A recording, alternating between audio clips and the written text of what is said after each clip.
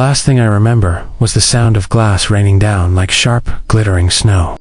Then silence, thick, suffocating, absolute. When I opened my eyes, everything was sideways. The world had tilted itself into something unfamiliar. The car's dashboard light pulsed faintly, painting the inside in sickly green flashes. My head throbbed, and every breath came with a copper taste. I didn't move right away. I just listened to the ticking of cooling metal, to the faint hiss of a leaking radiator, and somewhere, behind it all, something else, a whisper. Or maybe the wind.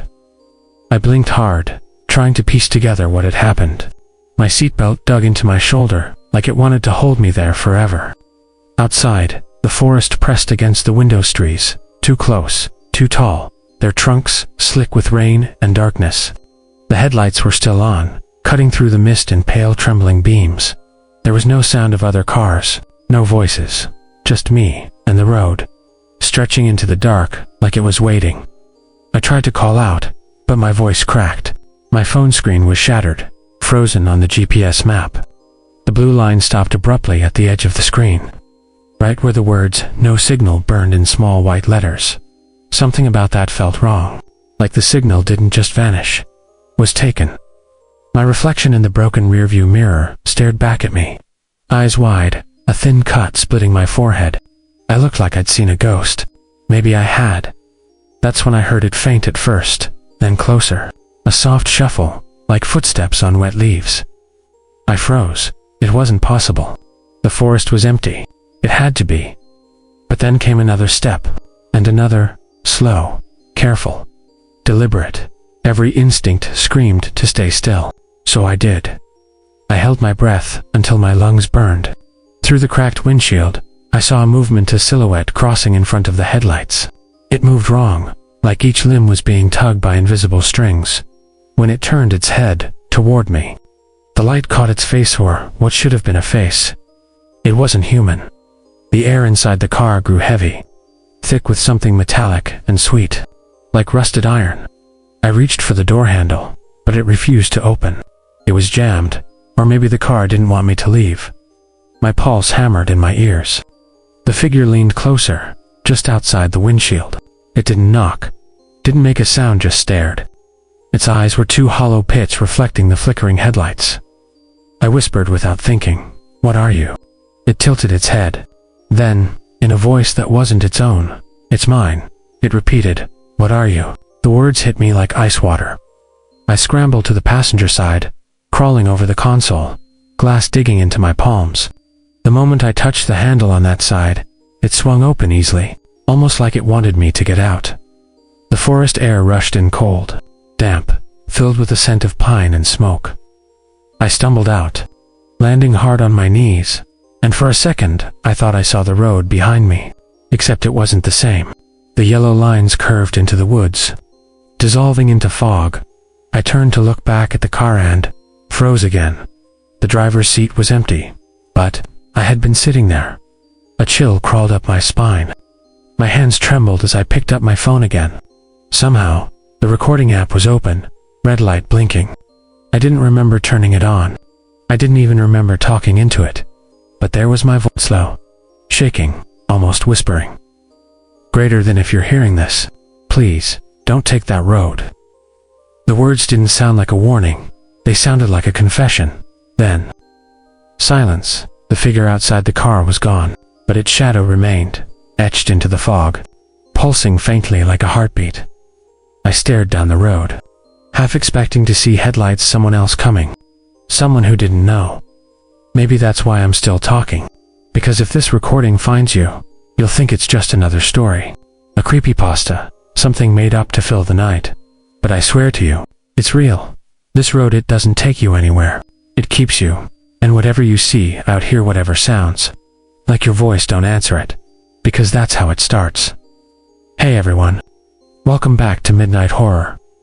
Before we begin, a quick warning. What you're about to hear was sent to us by someone who never made it home. His name isn't listed anywhere. No missing person report, no social media activity, no trace. Just a single audio file uploaded to a now-deleted Reddit thread titled, "Don't take Route 19. We received this recording a few weeks ago through our tip line. The user claimed he'd found it on an old SD card near an abandoned rest stop off Highway 41. When he tried to repost it, the account vanished within minutes. So, if this video disappears after tonight, you'll know why. We've done our best to restore the audio and piece together the full story from the fragments he left behind. What you'll hear tonight isn't fiction, or at least, it wasn't meant to be. And before we start, a question. Have you ever driven down Route 19 at night? Have you ever seen those warning signs about the hollow route? The one your GPS never shows until you're already on it. If you have, let us know in the comments below. Maybe you've seen what he saw. Maybe you've heard that same voice in the static. This isn't just another story. This is a message meant for anyone who's still listening. Turn off the lights. Put on your headphones, and remember, if the road ever offers you a shortcut, don't take it.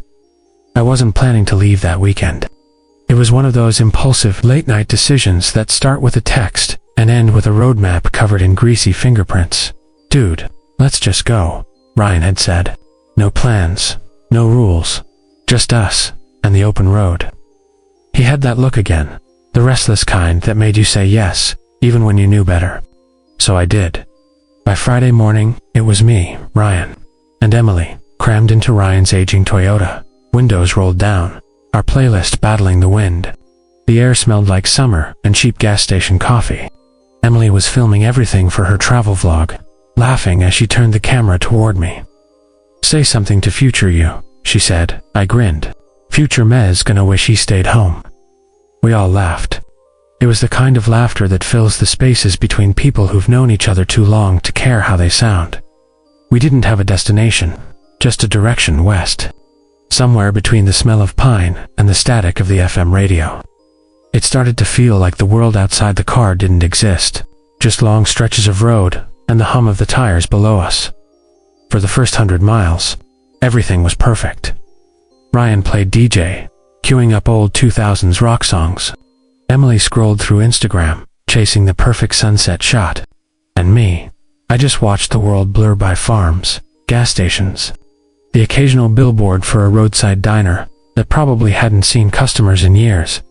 But around dusk, something changed. The GPS flickered. Once, twice. Then the screen froze. Damn thing's overheating again, Ryan muttered. Tapping it like that would help. We were somewhere off Route 19. The sun was dropping behind the trees, slicing the sky into strips of orange and gray. I checked my phone, but the signal was dead. No service, Emily said, squinting at her own screen. Great. Guess we're roughing it. Ryan smirked. Relax, we'll just keep heading straight. Roads don't vanish, right? If only that were true. We passed a sign half hidden by vines. The paint had faded, but I could still make out the word *detour. Below it, someone had spray painted a crude arrow pointing down a narrow side road. Emily leaned forward. Shortcut. Ryan shrugged. Why not? It'll save us at least an hour, maybe 2. Something in my chest tightened. The road looked wrong, too dark, too empty. The kind of road that felt like it didn't lead to anywhere. Only away from everything else. Maybe we should stay on the main highway, I said. It's getting late. Ryan shot me a grin. What, you scared of a little adventure? Emily laughed. Come on, Mr. Responsible. Live a little.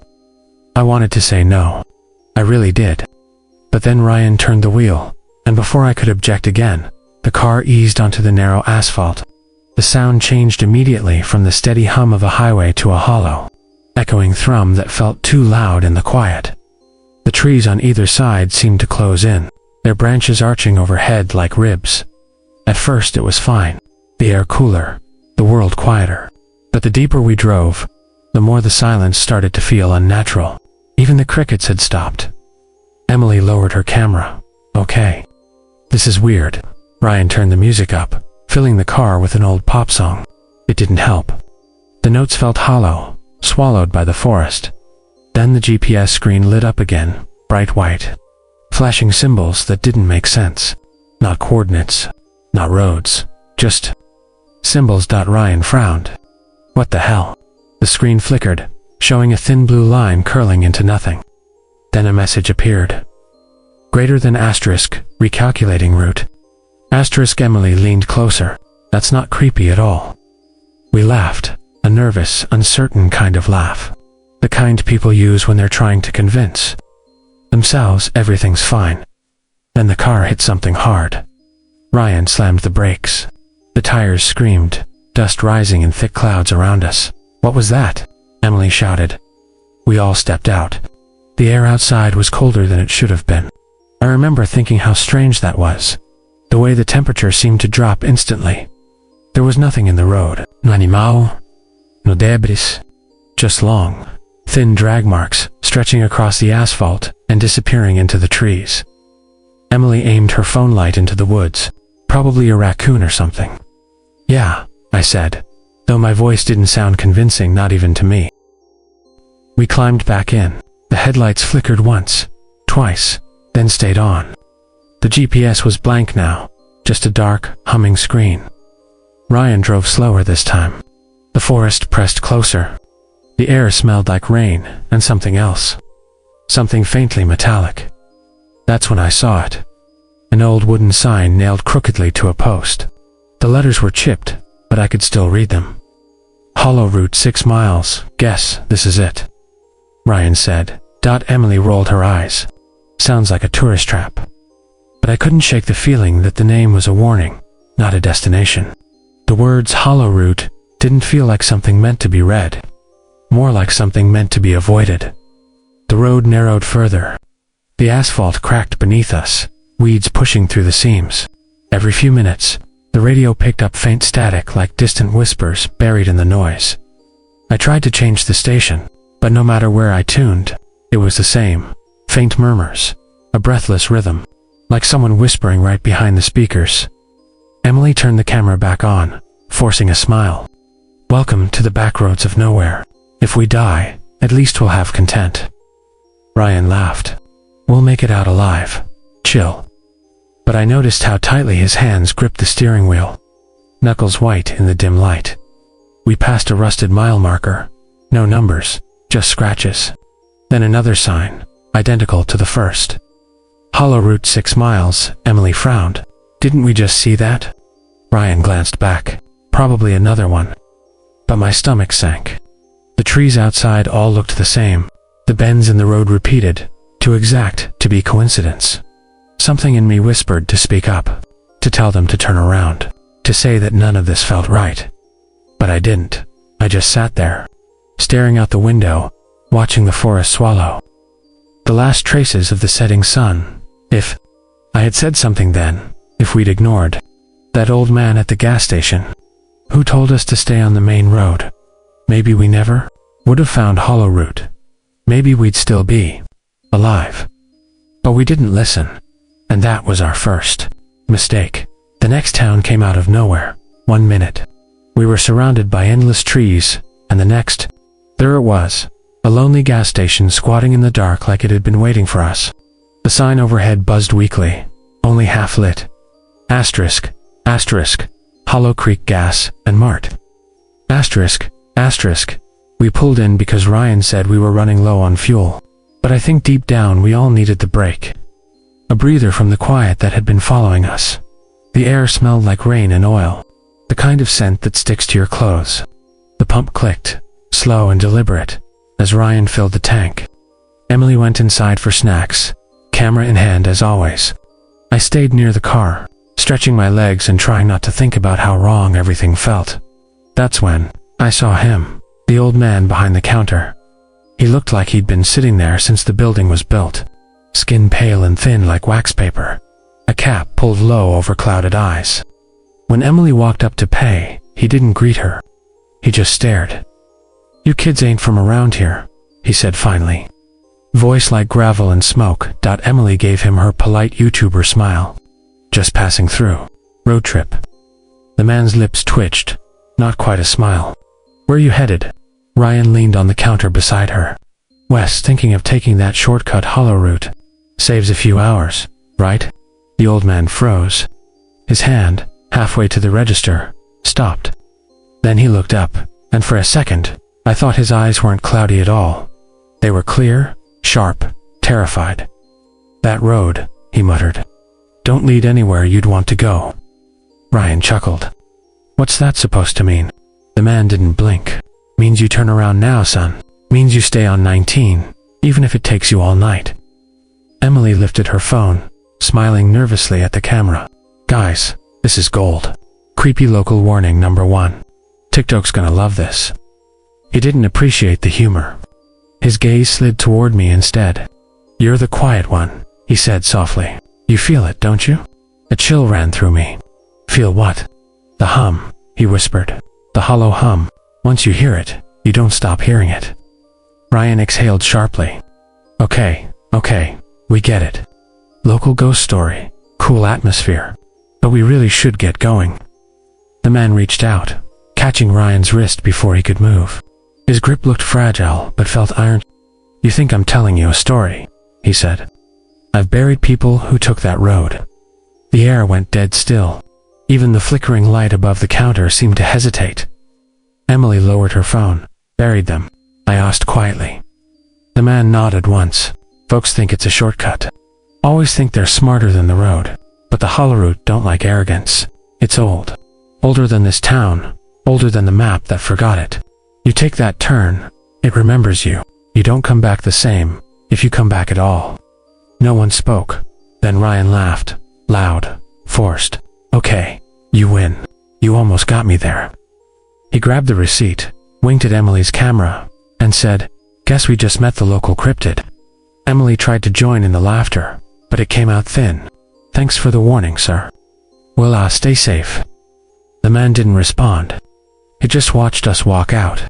When I turned back one last time, he was still staring, eyes following us through the grimy glass, lips moving like he was praying. Outside, the rain had started. Ryan tossed the snacks into the back seat. Man, people in these towns really know how to commit to a bit. Emily was scrolling through her footage. He looked serious though, like scared, serious. He's probably high on fumes, Ryan said, pulling out of the lot. Relax. It's a story, not a prophecy.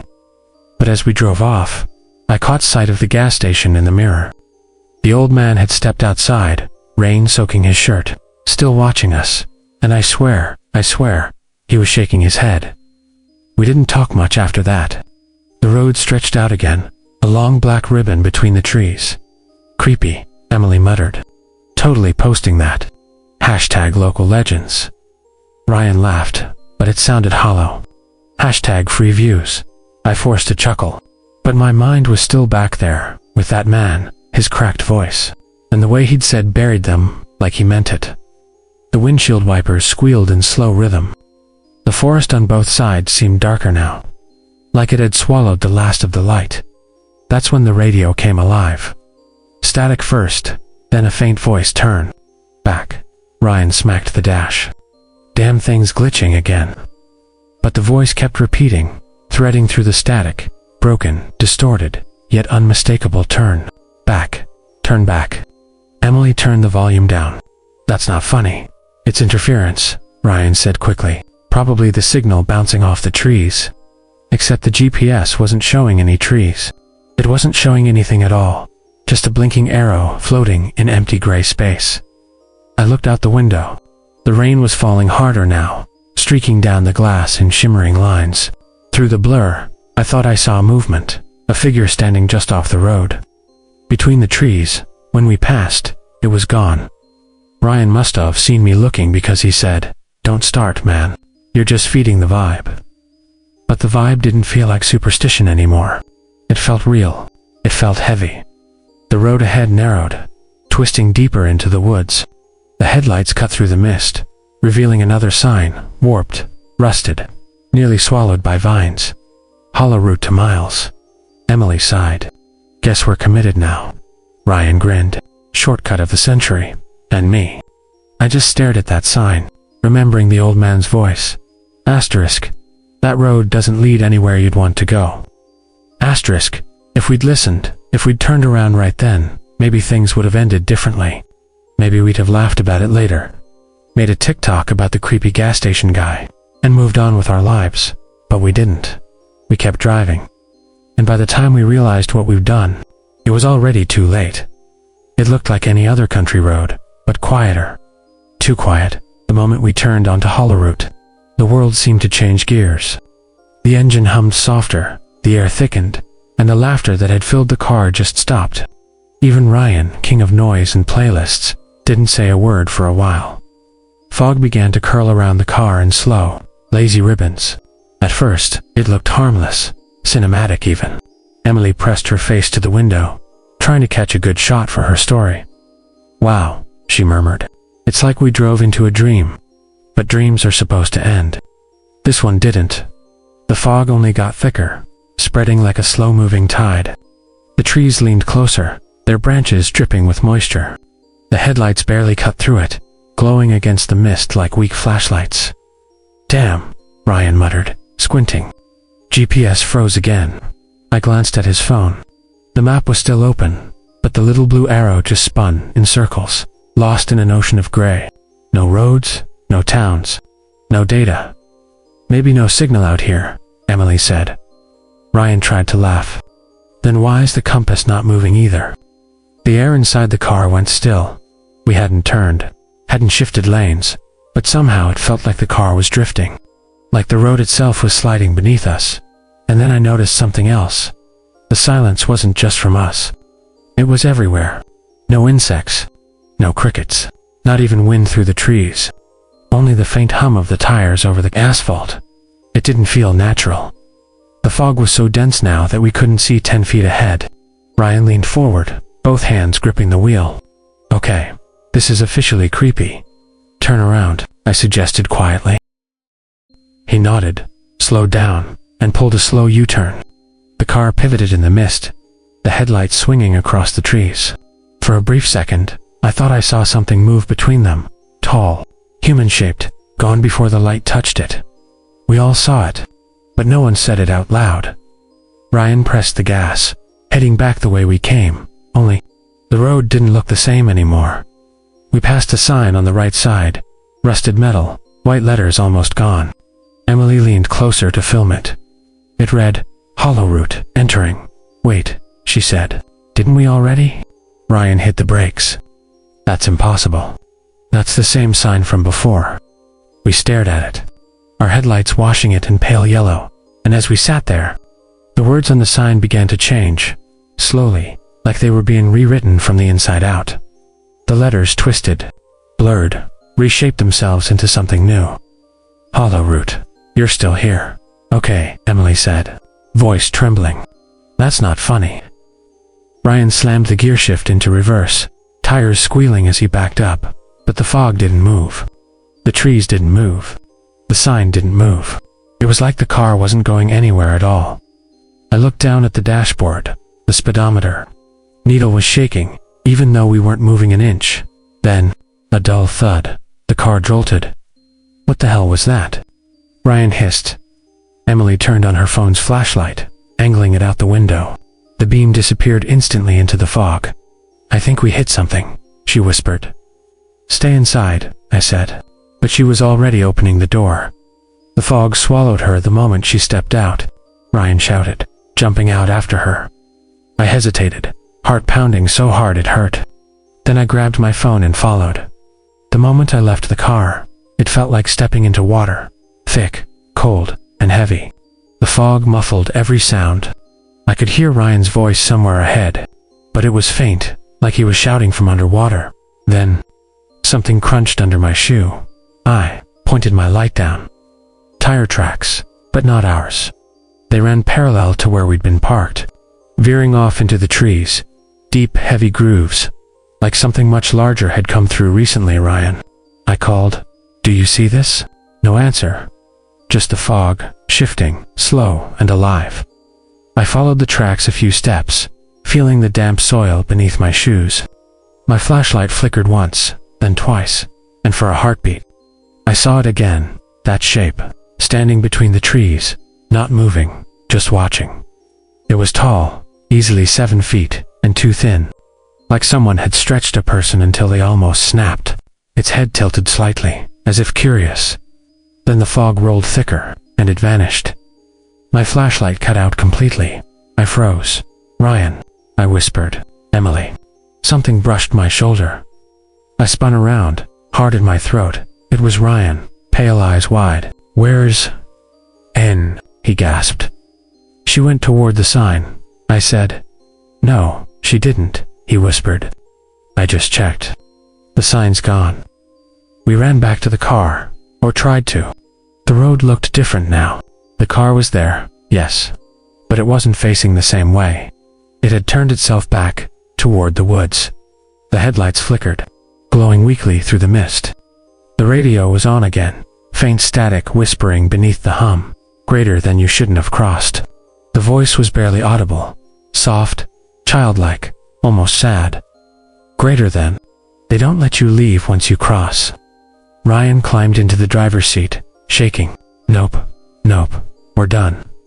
He slammed the pedal, tires spinning, but again, the car didn't move. The engine roared, the wheels screamed against the pavement, but we stayed still. Then, from the fog, came a soft asterisk tap. Tap, tap. Asterisk on the back window. Ryan froze. "Please tell me that's Emily," he said, voice cracking. I turned slowly, dread crawling up my spine. Through the glass, something moved, a pale handprint pressed against the window, smearing downward as if sliding off. But the fingers were too long, and there were more than 5. The fog pulsed once, like it was breathing. Ryan killed the engine. For a second, neither of us spoke.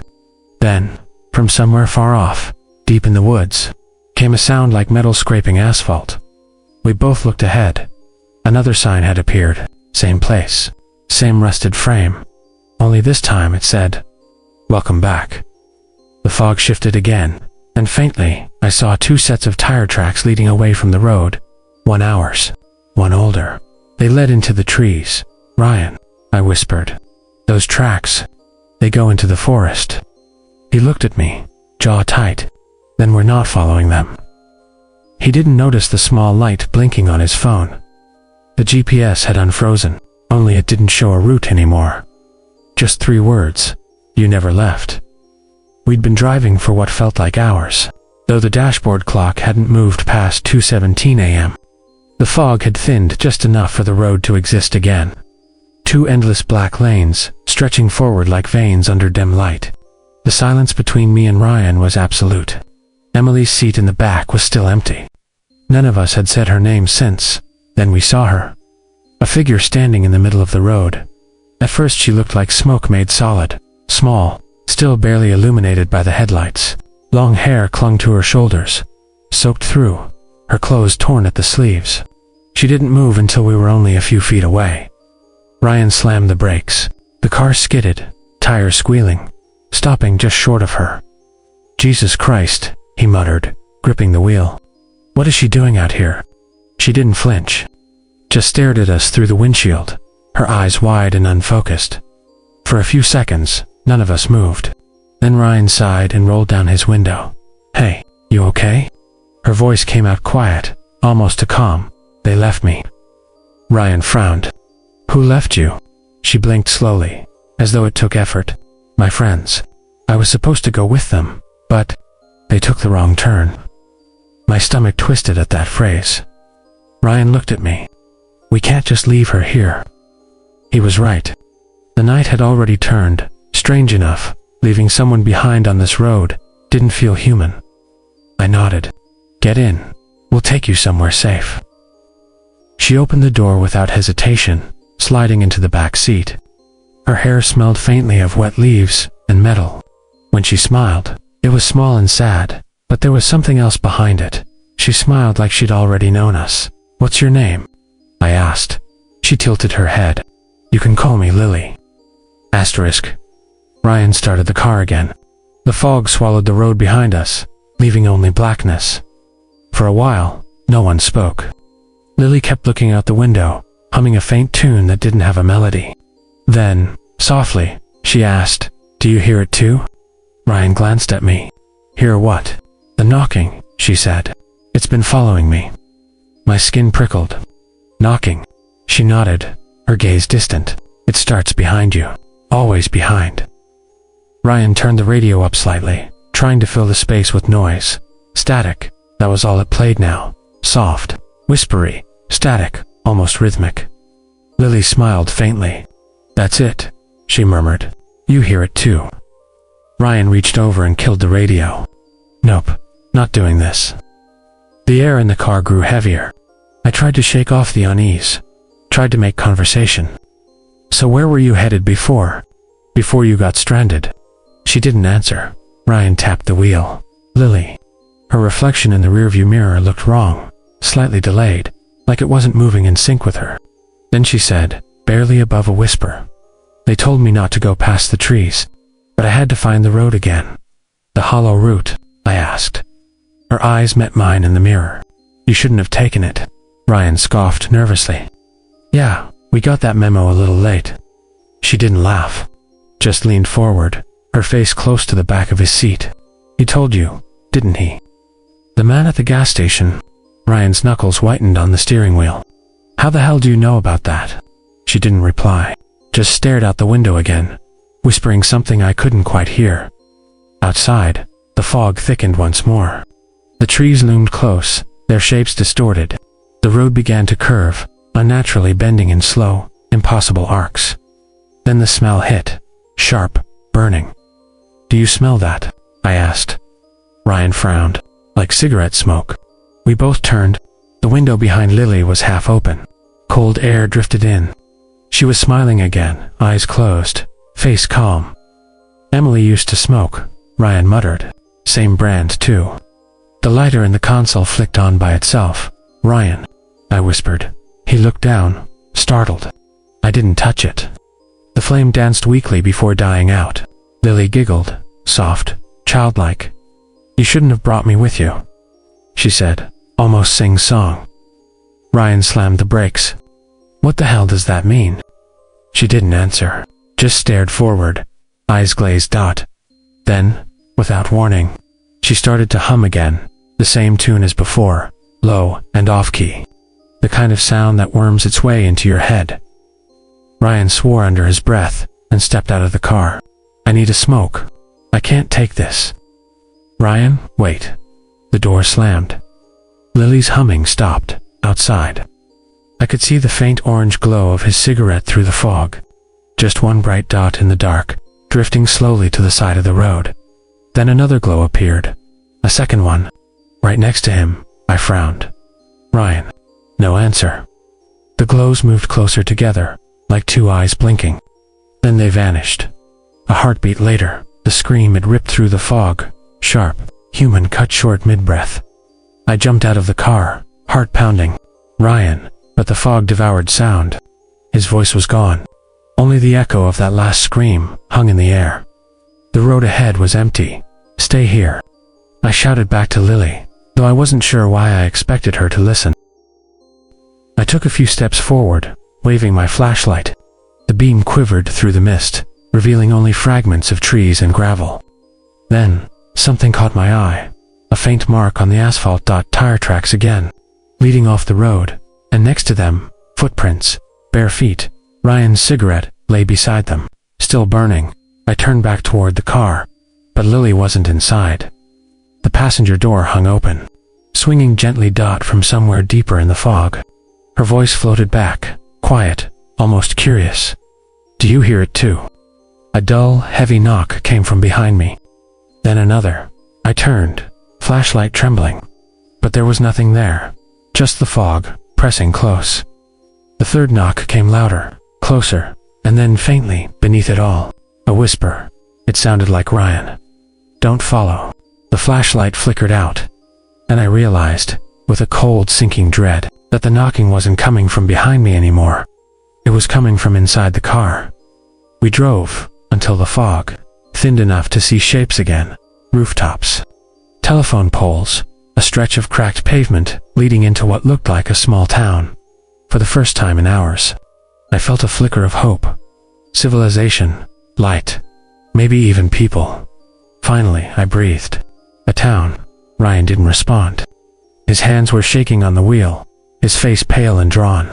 He hadn't said a word since the scream. Since Lily disappeared, the car rolled past a warped wooden sign at the town's entrance. Most of the paint had peeled off. but I could still make out a few letters beneath the rot. Asterisk, asterisk, WELMT. Asterisk, asterisk. The rest was unreadable. Where the hell are we? I murmured. Ryan's GPS still showed nothing. Just the same gray void, with those 3 haunting words, frozen on screen. You never left. We passed the first row of houses, all old. Sagging structures with faded curtains and crooked mailboxes. Yet every single window glowed faintly, like a candle flickering just out of sight. Looks abandoned, Ryan said, voice low. But someone's home. It was true. Light shimmered behind the glass, but no movement. No sound. The air smelled like rain and dust, and something faintly metallic underneath. A church bell rang in the distance. Asterisk. 1.2. Asterisk. Then it stopped. I looked up at the clock tower above the church. Its hands were frozen at 3:33 a.m. Guess time's broken too, Ryan muttered. We turned down what looked like the main street. Storefronts lined both sides. Hollow diner, general supply, pharmacy, post office. All perfectly ordinary, except everything looked decades old. Signs were some bleached. Cars were rusted relics. But the lights were still on, and there was no one. Ryan slowed the car to a crawl. Maybe we can find a phone in one of the shops. We parked in front of the diner. A neon sign buzzed faintly. Open all night. Inside, through the foggy glass, I could see booths. A counter, a jukebox in the corner. A half-eaten slice of pie sat on one of the plates, the crust flaking, the whipped cream gray. Someone's been here, I said. Ryan looked uncertain, or still is. We stepped inside. The bell over the door gave a tired ding, echoing too long in the silence. The air was thick with the smell of stale coffee and mildew. Every booth looked occupied. Cups half full. Napkins crumpled. Forks lying where they'd been dropped. But there wasn't a soul in sight. Ryan ran a hand along the counter, wiping dust onto his fingers. Feels wrong, he said. Like they just vanished mid-bite. Maybe we should leave, I whispered. Then the jukebox clicked. We both froze. The machine whirred to life, static crackling through the speakers, before a sound came faint, at first, distorted, then clear. Greater than hey. Pass me the charger. My phone's dying. My blood ran cold. That was me. Ryan looked at me. What the hell? The recording continued. Now unmistakably us, laughing, teasing. The exact conversation from earlier in the trip. Greater than dude, we're fine. It's just a shortcut. Relax, man. What's the worst that could happen? Ryan staggered back from the jukebox. It's playing us. The song ended abruptly, cutting off mid-laugh. Then another voice replaced it. Low, static-filled, familiar. Greater than do you hear it too? Lily's voice. Ryan ripped the power cord from the wall, and the diner went dark. Only the flickering neon from outside painted the room in sickly pink light. For a long time, neither of us spoke. Then Ryan whispered, "We need to find someone. Anyone." We pushed through the diner doors and stepped back onto the street. The fog had crept back in, swirling thick around the buildings. The houses beyond glowed brighter now, every window burning like a furnace. I spotted movement, a figure standing near the church steps. "Hey!" I shouted, running forward. The figure didn't move until I was a few yards away. Then, slowly its head turned. It was wearing Ryan's jacket.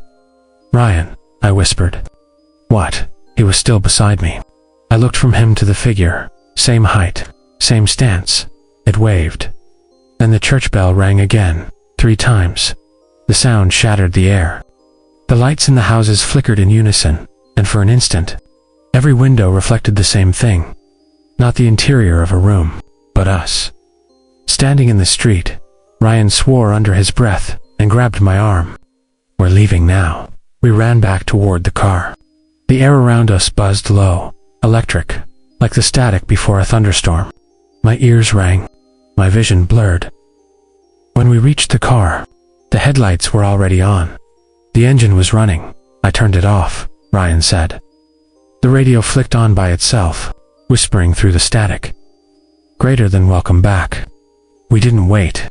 Ryan floored it. tires screeching against the cracked pavement. But the further we drove, the longer the street became. The same storefronts slid past again and again. Hollow Diner, General Supply. Pharmacy, it looped Ryan, I said, voice cracking. We're driving in circles.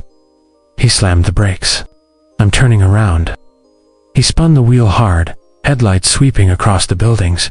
But when the car straightened, the town was gone, just gone. No street, no lights, only fog. Asterisk, asterisk, for a heartbeat. I thought we'd escaped. Then the headlights illuminated something ahead. A sign. Same rusted frame. Same warped lettering. Welcome to Hollow. Ryan's hand slipped from the wheel. We're back. The clock on the dashboard blinked once, then froze at 3:33 a.m. My stomach turned to ice. This doesn't make sense, I whispered. Then something new. From the radio, faint laughter. Our laughter. Then my voice again, saying words I hadn't said yet. Greater than I realized we'd been here before. I just couldn't remember when. The lights flickered inside the car. My phone buzzed. When I looked at the screen, it wasn't a message or a call. Just a map. A single red dot. Asterisk, asterisk, Hollow Diner. You are here. Asterisk, asterisk, I turned toward Ryan. But the seat beside me was empty. The car door creaked open slowly. From the fog outside came a familiar voice. Lily's, soft, echoing. Greater than, do you hear it too? Then, another voice overlapped it deeper. Distorted Ryan's. Greater than, you shouldn't have come back. The headlights flickered out. And when they came back on, I wasn't in the car anymore. I was standing in front of the diner again. The neon sign buzzed faintly above me. Open all night. Inside, a jukebox clicked on. Greater than, hey. Pass me the charger. My own voice echoed out of it, laughing. I looked around. The same empty booths. The same flickering lights. Everything exactly as before. And then it hit me.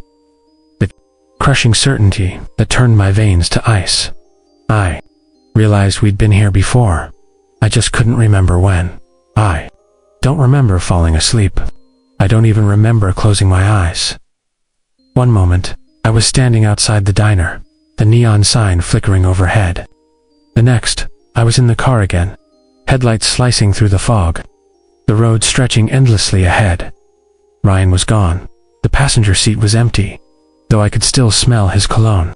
The dashboard clock still blinked 3:33 a.m., steady as a heartbeat. Then I saw her. Lily sat in the back seat, reflected in the rearview mirror. Her head was tilted against the window, eyes open, expression blank. Where did you come from? I whispered. She smiled faintly. I never left. My throat tightened. Where's Ryan? Gone, she said softly. The road took him. I gripped the wheel. What do you mean the road took him? What does that even mean? She looked out the window, watching the fog drift by like slow gray waves. You still don't understand, do you? You think this place has rules, signs, directions, but this road doesn't take you anywhere. It keeps you. Her tone was calm, almost kind, but every word made my skin crawl. I want to get out, I said, my voice breaking. Tell me how. You can't, she said. You never leave the hollow route. You just forget you ever entered. Something inside me went cold. I pressed the gas harder, desperate for motion, but the road didn't change. The same trees, the same fog, the same cracked asphalt that never seemed to end. I swallowed hard. Then why are you here? She smiled again, this time wider, too wide, because I tried to take a shortcut. Her voice dropped, barely above a whisper. That's what this place feeds on. People who cut through fate. People who think they can skip the long way home. The fog outside pulsed faintly, like it was breathing with her words. The hollow route isn't a road, she continued. It's a loop, a hunger. It watches for travelers who stray from where they're meant to be, and it gives them what they ask for. My chest tightened. And what's that? An ending, she said. It just forgets to let them finish. I felt my hands trembling on the steering wheel. The world outside was bending now. The trees looked wrong, twisted, leaning in at impossible angles. The fog didn't drift anymore. It pulsed like veins. You've seen the signs, she whispered. The towns, the clocks, the faces that repeat. You felt time folding in on itself. Her eyes flicked up to the mirror, meeting mine. That's not a glitch. That's digestion. I swallowed hard. You're saying the road's alive. She laughed softly. Alive isn't the word. It's aware. It doesn't move like we do. It remembers. Every tire mark, every word, every scream. It replays them until they fade. I shook my head. No, that's impossible. There were recordings of us inside the diner before we'd even arrived. That doesn't make sense. She tilted her head. It makes perfect sense to the road. It doesn't experience time like we do. It bends moments. It eats the future before you live it. The car lights flickered. The radio turned on by itself, whispering faintly. Static, interspersed with distant voices. My voice. Ryan's laughter. Emily's shout. And beneath it all, something else. A low, guttural sound, like the earth itself breathing. I turned the radio off. What happens to the people it takes? She didn't answer at first. Just ran a hand along the fogged window, tracing small circles. They stay, she said finally. Some of them become echoes, the voices in the static. Others, the ones who fight too long. They become part of the road. Their faces show up in the asphalt. Their memories become the signs. She leaned closer to the glass, whispering. Sometimes you can still hear them. The ones who remember what it was like to be human. I glanced out the window. For a split second, I thought I saw something in the trees, pale shapes in the mist. Hundreds of them, watching silently as the car rolled by. Their faces were wrong, stretched thin, melted into the bark. Their mouths open in silent screams. Stop the car, she said suddenly. What? Why? Because you've crossed the same mile marker 3 times, she said. Look, I hit the brakes. Sure enough, there it was. A cracked green sign, leaning to one side. Half covered in moss. Mile 19, it looked exactly like the last one. Ryan saw it too, she whispered. That's when the road started taking his memories. I stared at her reflection in the mirror. What do you mean? The road feeds first on what you know. Names, faces, the sound of your own voice. I felt a sudden chill crawl down my spine. How do you stop it? Her gaze softened. You don't. But you can remember long enough to warn the next one.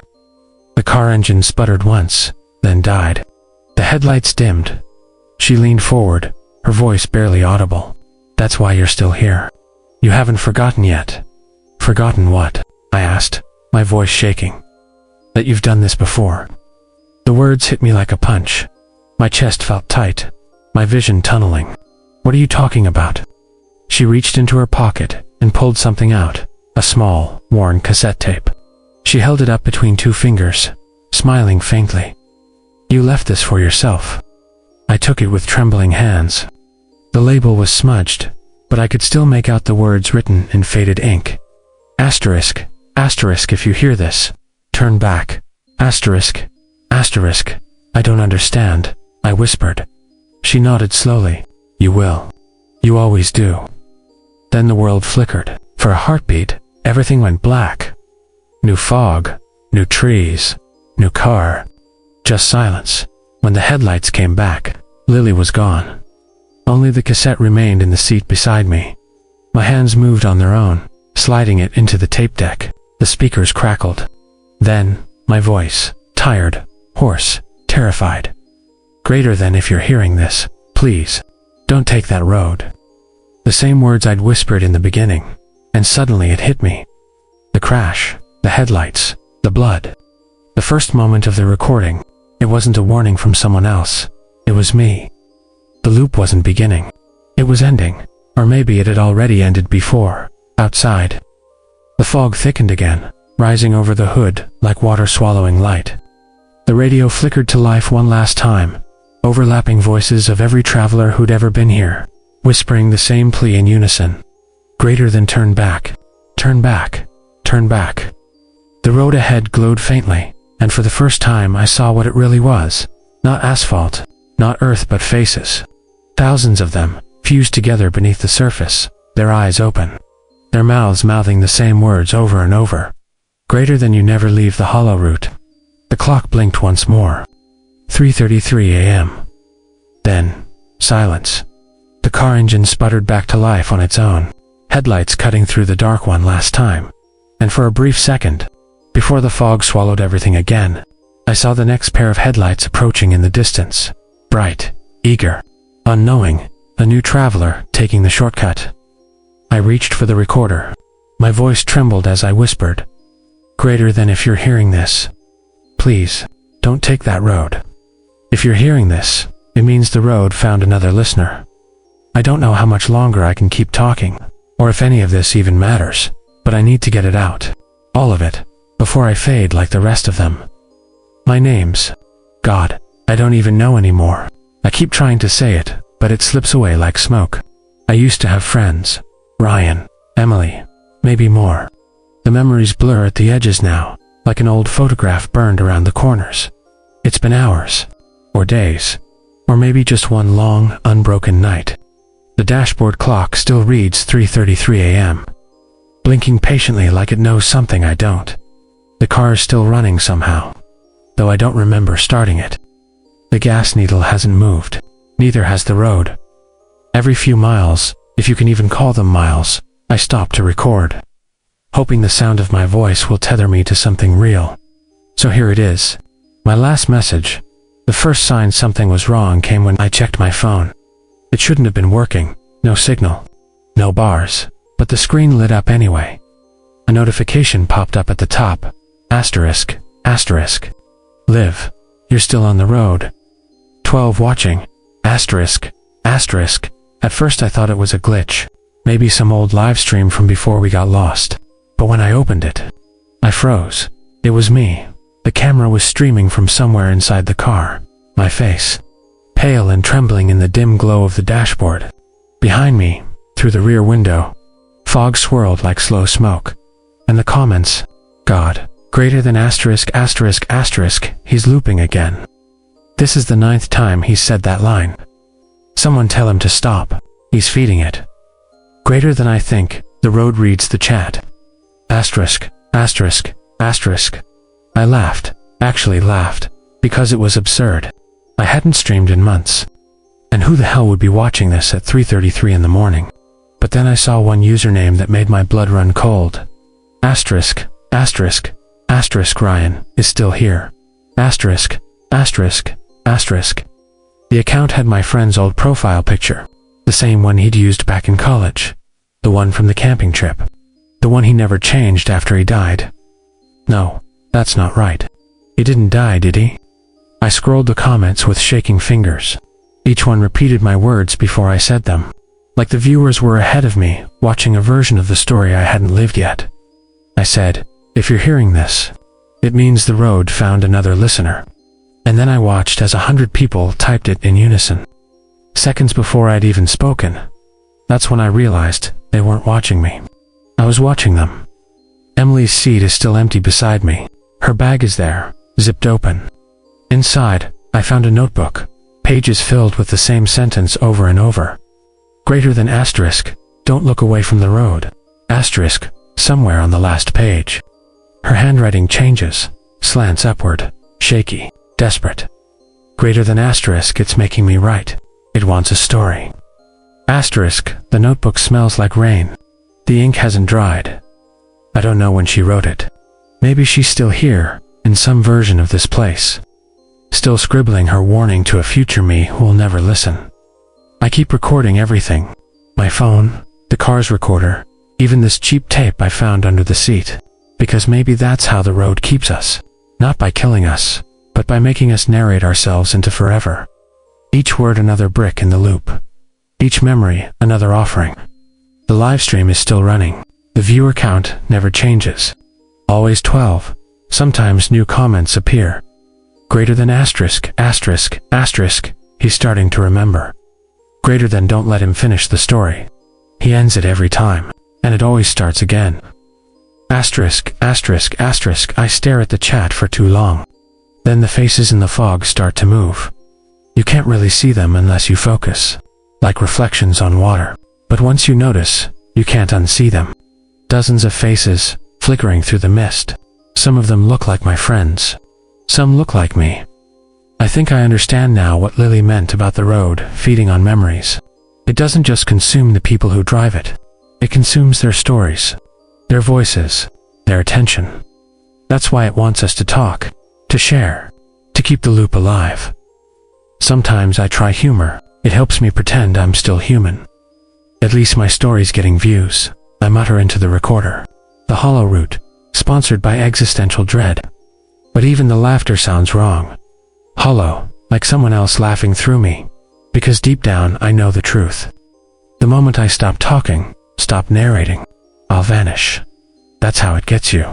Silence is surrender. The fog's thicker now. I can barely see the hood of the car. The air feels heavy, like breathing underwater. The livestream chat keeps updating faster now. Endless lines of text. Asterisk, asterisk, he's almost done. Don't stop recording. If he stops, it resets. Asterisk, asterisk, my phone battery hasn't dropped a single percent. 33%. Just like the clock, just like the pattern. I start talking faster. Desperate, rambling about my family, the music we used to play, the jokes Ryan told on the trip. Anything to stay anchored. But then I notice something that makes my blood freeze. Behind me, in the livestream window, there's another me sitting in the back seat. He's smiling. I don't look back. I just stare at the reflection. The other me raises a hand slowly and points toward the phone. Toward you. The screen glitches. The livestream freezes for half a second, then resumes with a new title. Asterisk, asterisk. LIVE. The road has a new voice. 13 watching asterisk, asterisk. I feel the air shift. The fog pressing closer, whispering in 1,000 tiny breaths. I don't know who's watching now. I don't know if this is even real. But I can feel the story tightening around me, pulling me back to the beginning. Because that's the secret, isn't it? The hollow root isn't a place. It's a loop that lives in words, in every time someone listens. And now you're listening. The road outside hums faintly, vibrating through the car like a pulse. I hear faint whispers. Maybe the voices of those who came before Ryan, Emily, Lily, me, all telling the same story. Over and over, maybe that's what this is. The final broadcast. The last scream into the void, before the next one begins. My reflection in the phone camera starts to glitch. Static crawling across my face. The me in the back seat leans forward, whispering something I can barely hear. It's your turn now. I stare into the lens. My voice cracks as I say the only words that still feel true. If you're hearing this, it means the road found another listener. The chat explodes. Asterisk, asterisk, asterisk, welcome back. Asterisk, asterisk, asterisk, asterisk, asterisk, E. Never learns asterisk, asterisk story, restarting in 3, 2, 1 asterisk. The fog floods through the vents. The headlights flicker, and the last thing I see before everything goes black is the clock resetting again. Asterisk, asterisk, 3:33 am. Asterisk, asterisk. The night was silent again. A single car moved along a cracked stretch of highway, headlights slicing through the mist like pale knives. The rain had stopped, but the world still looked drenched. Trees glistening black. The air heavy with the smell of wet asphalt and old secrets. Inside the car, a young woman drove alone. She looked tired, road trip tired, the kind of exhaustion that settles into your bones after too many hours chasing nothing. Her dashboard GPS blinked uncertainly, rerouting over and over. The mechanical voice repeating the same phrase, in an almost pleading tone. Greater than recalculating. Recalculating. Fastest route found, hollow route. She frowned, tapping the screen. Weird, never heard of that one. Her voice broke the silence, but only barely. The static from the radio filled the space between her words, whisper thin and restless. The GPS chimed again. Greater than turn left, in 300 feet. The road sign appeared out of the fog, old, bent, its letters half erased by time. But even from a distance, the words were faintly visible under the grime. Route 19, the hollow. She hesitated for just a second, then sighed, almost laughing to herself. Sure, why not? I could use a shortcut. The blinker clicked once, twice. The car turned, tires hissing on wet gravel. The forest swallowed her whole. The air changed almost instantly cooler, quieter, like the world had drawn a breath and decided to hold it. The headlights caught the fog in trembling waves, and for a brief second, she thought she saw shapes in it. Faces, maybe. But when she blinked, they were gone. The radio sputtered again, cycling through static, until a faint voice slipped through, warped and distant, like an old cassette played too slow. "If you're hearing this, please, don't take that road." Her hand froze halfway to the dial. The voice repeated, louder this time, familiar, but impossible. Greater than "don't take that road." She turned the volume down, shaking her head. "Creepy timing," she muttered. "Must be one of those ghost story channels or something." The screen flickered. Midnight Horror flashed for a single frame, then vanished. The fog thickened, pressing against the windows. The GPS froze on the screen. 3:33 a.m. Her reflection in the glass seemed to lag. Just a split second behind her movements, the car slowed as she peered ahead. The road curved sharply, and in the middle of it, just for an instant, she thought she saw another car, crashed sideways against a tree, headlights flickering, a shape slumped over the steering wheel. But when she blinked again, the road was empty, only her headlights and the endless dark. She took a shaky breath and reached for her phone, opening the map app again, but this time, instead of directions, the screen showed a black window, with text scrolling across it. "Greater than live, you're still on the road one." Watching her pulse spiked. She stared at the reflection of her own face on the screen, eyes wide, mouth slightly open. Then, faintly, through the static, a laugh. Not hers. "Greater than at least my story's getting views." She slammed the phone face down on the seat. Outside, the fog pulsed with light, as if the road itself were breathing, far above. The camera, if there was one, began to pull back slowly, rising through the mist. From above, the road looked endless, looping through the trees in impossible spirals that formed the faint outline of an eye. The car moved steadily through it, headlights glowing like a heartbeat in the dark. The faint echo of the narrator's last words, asterisk, "if you're hearing this," rolled through the night air, distant and fractured, as if carried on the wind. Then, in the static between those whispers, another voice joined in the girl's, soft and uncertain. "Hello? Is someone there?" Her words overlapped with his, blending together until they became one long, unbroken sentence. "Greater than, if you're hearing this, please, don't take that road." The road lights flickered in rhythm, one after another, pulsing down the dark stretch, like a dying heartbeat. And for a moment, just one, all the fog cleared, revealing dozens of cars, all abandoned, all with their headlights still on. The sound of tires on gravel fades into the distance. The screen, if there is one, dissolves into black. A faint broken transmission begins to play beneath the silence. "Greater than." This message was recovered from an unmarked device found near Route 19. "Greater than authorities have not confirmed the identities of the voices recorded. More footage has been recovered. Coming soon." Static fills the silence. Then, the familiar voice, warm, haunting, returns for the final line.